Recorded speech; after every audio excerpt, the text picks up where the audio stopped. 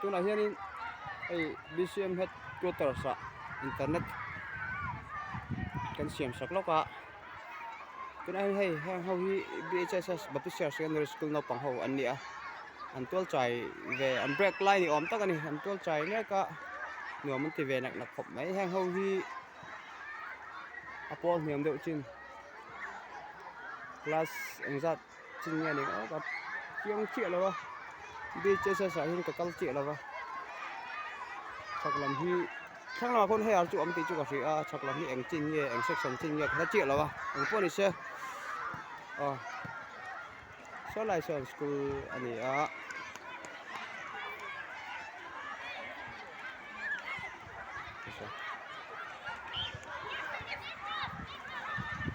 chuan hi kan BCM office mun pui ber kan kalna complain internet kan hang siam sak na chu ni a building ani a chuan tuna hian kan siam zo tho khat to a helai kan siam chu helai ki mi bal ko ni rickshaw chung che ki mi ta hian kan lon chawa ki mi a loop kan ti me a fiber loom hi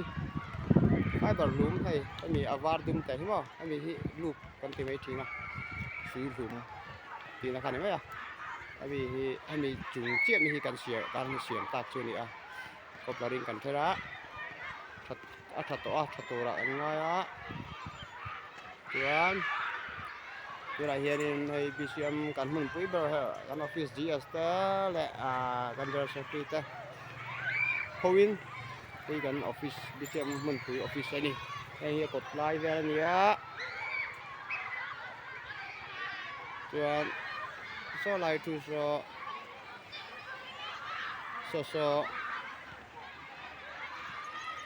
so polar dum kol ukha so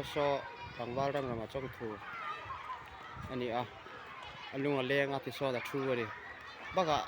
BHS sa hian local to thina alung hui to po leng ve to po ni ba la thir vung mai no pang tol chai ho thu no pang tol chai ho ani nursery tanga hayar thang akal na mun khan ni ve ta chu wan chen alung aleng ve ni om tak ani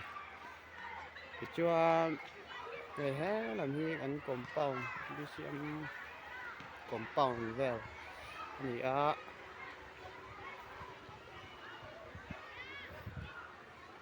parking chu kan nei thawa viau mai ya parking chu motor po ling tam wa ko kan jur thi kan da ai pakhat kan gi thei pakhat ani ka scooty hi kan da hati asyik me chuan hei kan sei du chu hei hi BCM ma kan pui pa ber kan ho tu pa ber kan general secretary te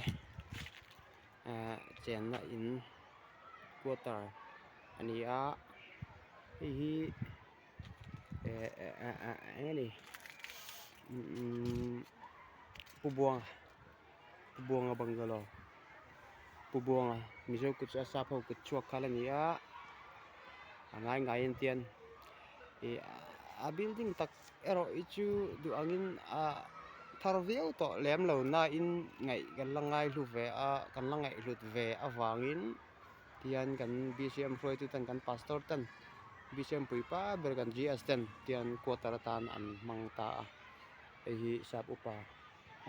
ni lo pubuanga in serkona omhunan kuara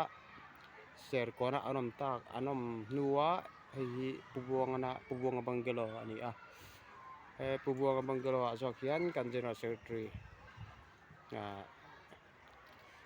Reverend Dr. Aislo Samona tuna hian achung ten an cheng mek ani hian bangalo ni chuan en compound vel te po sapo ku chuak kha vek kala ni aton ni chu ro khi ti so ni ron langa du angin lo chiang tok lo ni pon mi lo sethiam mai do ni ania chuan helo api azok a hen kan kal le anga so lam po so sap pho kut chuak tho kha anani wa sap pho bungalow tho ka pubuanga bungalow khania api azok so pubuanga thian pa kan missionary masaber te pubuanga thian pa sap upa kan ti FW Savage sap upa kan ti kami bungalow khani wa thung ta hi takhi hi ni wa thung ta chuan hi kan AGS kan AGS Associate General Secretary Mission Big Reverend Aaron tuanga la chung te chen na ani a AGS si pani kan ya pakhat mission le AGS service kan ti boka AGS service big hi kulama serkon big in thang lama kuan ko taran ei boka eta ero e chuan AGS Associate General Secretary aro po mission big in ko taratan Reverend Aaron tuanga le chung ten an lu ta a hi sap upa bungalow kani a ngai in sap upa te ro chen to te kani a ngai in tian ala oma alu ma tu la hian dik tak choring kan pastor te hian in kan GS le kan puipa ber te hian in building thatak tak kan puipa ber te ni ve boka building thatak tak noya om te po an phu ve viau line heng hi sap pho kut chuak le kan mission ni ma sa ber te lo lo to na ni wangin tiang kan ngai lu ni tian nan tian kan GS te AGS te pon rum than khat te pe chu arim tui to lo te po om ve mai thea chu po chu ni sela ngai lu na awang te le kan he niang kan la za ani ti an tian nan ti hian annuam me munuam lo mo ko tar ta nan lamang ve me kani chuan hen garage te ni a hi an campus an bungalow compound vel ani a chuan non ve viu non ve pa ngai viu chuan he lam reng kan le anga in main gate ani a EKBCM office puiber kani a thoki ni ramazat an amboka tuna hei kini computer ta chula internet wifi siamin kan kala kimani wifi lalat kimani wifi min pot ve a kan van ne kini hi lunglei office mun lian jang DC te LMC te la baptism pui te hian office mun pian mi an la ve de veka customer care atha ti mi an fak ve thin dan ani a an lo em boka chuan hriat ve du mai chu la ve dun lo amani pon aret nem ta khazali somnga man ani a chuan apak engma choi ngai lova tikhan sri man te tiang te modem man te ka choi ngai lova tikhan kan ron fit to panga tikhan antiran January ni som nia antiran lo fit sakta chula January ni som ni kan fit zo nuwa khan jali somnga man ladda ang ula jali somnga min penga